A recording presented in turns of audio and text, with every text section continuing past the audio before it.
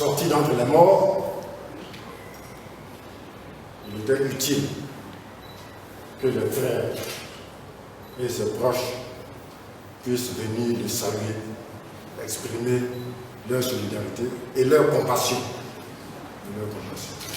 Comme on dit chez nous un pays ami, c'est l'eau qui t'aime qui rentre dans ton canal.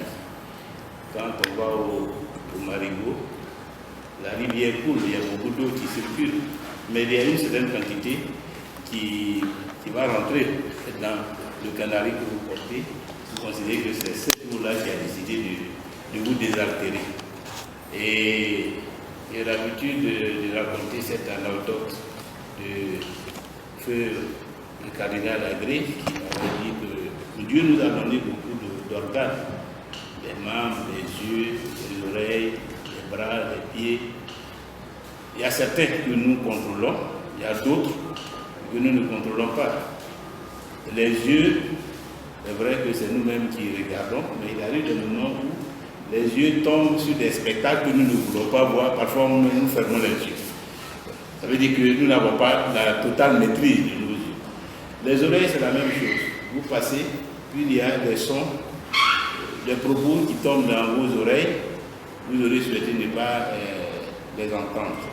Mais les pieds, là où on n'a pas décidé d'aller, les pieds ne nous mèneront jamais. Donc c'est dire qu'aujourd'hui, comme le Boubacar l'a dit, le projet a été formé de venir nous saluer et c'est donc en toute conscience que vous avez décidé de venir nous saluer. Je voudrais vraiment vous dire merci.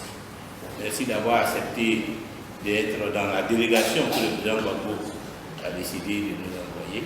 S'agissant du président Gbagbo, je voudrais vraiment en retour que vous lui transmettiez tous nos vœux de bonnes et heureuses années 2023.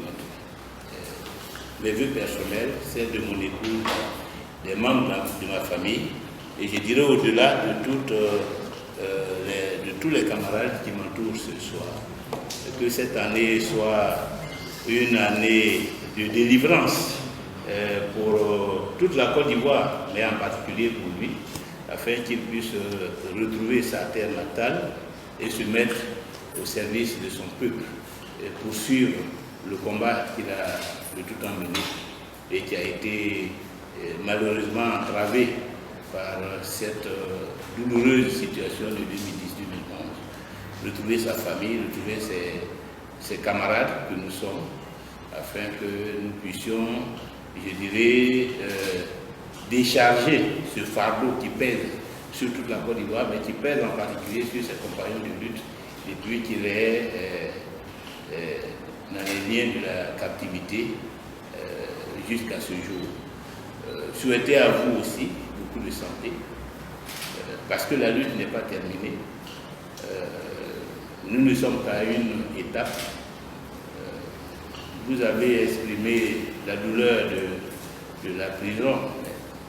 Vous savez bien que le combat dans lequel nous nous sommes engagés ensemble est un combat qui est aussi sous-tendu par tous ces risques, tous ces épreuves. Ce qui est important, c'est l'opinion de nos compatriotes. Est-ce qu'ils adhèrent à ce combat? Est-ce que les épreuves auxquelles nous sommes confrontés sont des épreuves partagées? Or, dans le cas d'espèce, nous avons bien compris que c'est vrai, nous avons eu à connaître des morts, des blessés, des dommages matériels, la prison.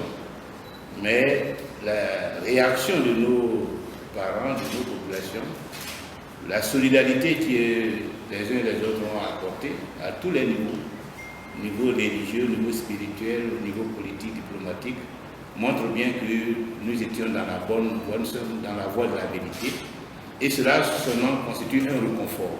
Merci à vous aussi qui avez continué la lutte pendant que nous étions incarcérés, parce que c'est grâce à votre mobilisation que cette décision de mise en liberté a été prise.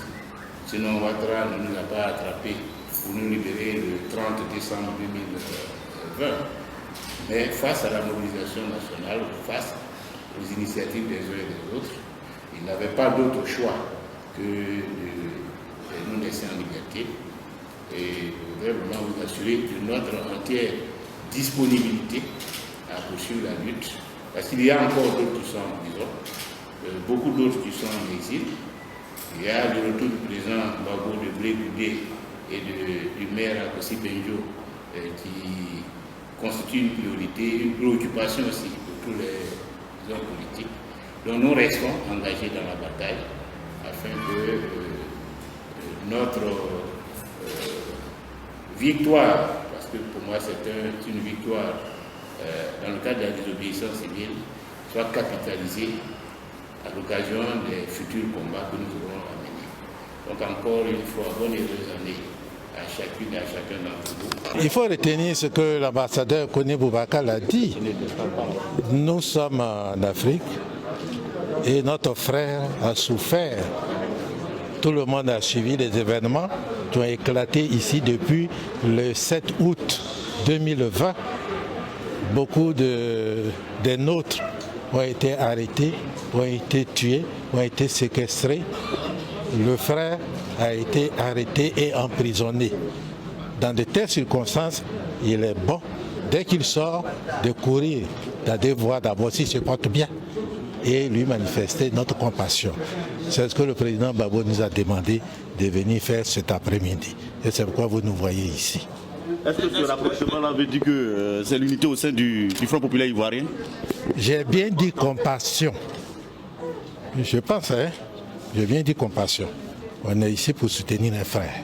Est-ce qu'en dehors de cette initiative-là, il y aura d'autres choses pour vraiment travailler dans le sens de l'unité? Mais nous sommes des frères. Nous sommes des frères. On échange tout le temps. Chacun a le contact de l'autre. À n'importe quel moment, si l'occasion se présente, on sera là. Est-ce qu'on peut espérer Cet après-midi, nous ne sommes pas venus discuter de politique.